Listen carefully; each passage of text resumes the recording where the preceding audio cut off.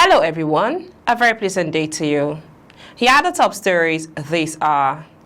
PDP begins delegates compilation ahead of November convention in Ibadan. Rivers State Governor Siminalayi Fubara dissolves Microfinance board appointed by Ibas.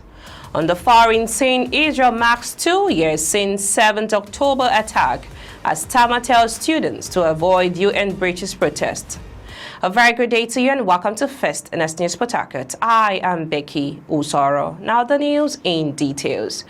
The People's Democratic Party has begun compiling its list of delegates ahead of its much-anticipated national convention slated for November 15th and 16th in Ibadan, Oyo State.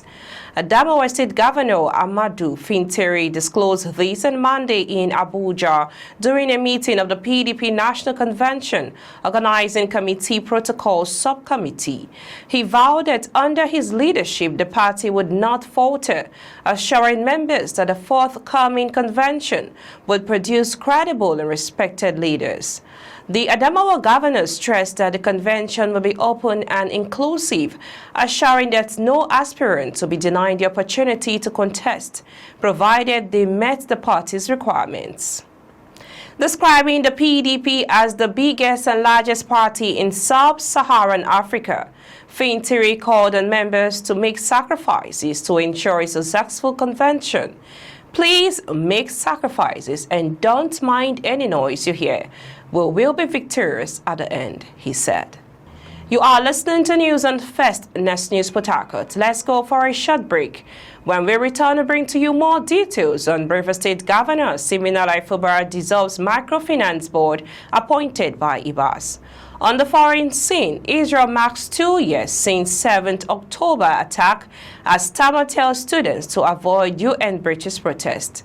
Please stay tuned. Welcome back. In case you're just joining us, you're listening to news on First NS News Port Harcourt. We now bring to you the rest of the news. Moving on to Rivers State. The people of Rivers State are waiting to see what Governor Fubara's new output of leadership will be for the state since after his return from his suspension. As the Rivers State Governor, Siminalayi Fubara, has dissolved another board.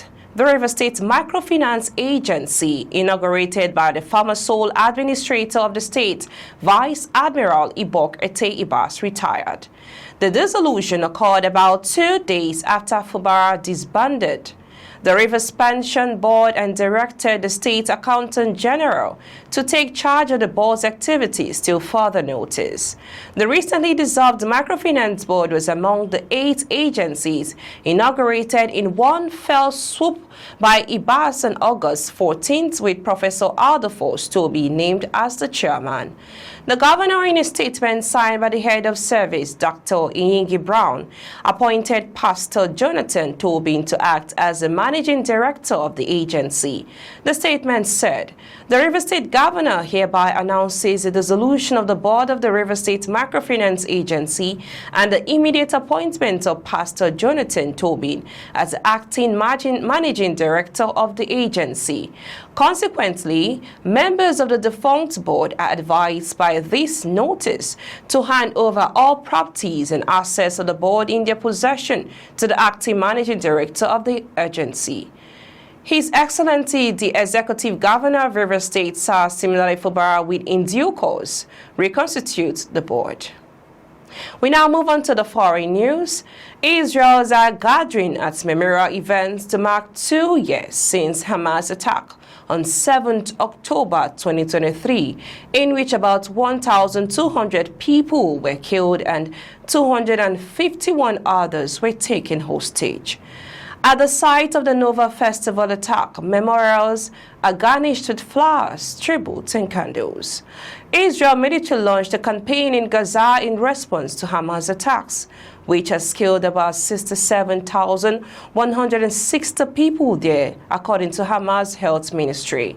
Indirect talks between Israel and Hamas aimed at securing a deal to end the war are continuing in Egypt today.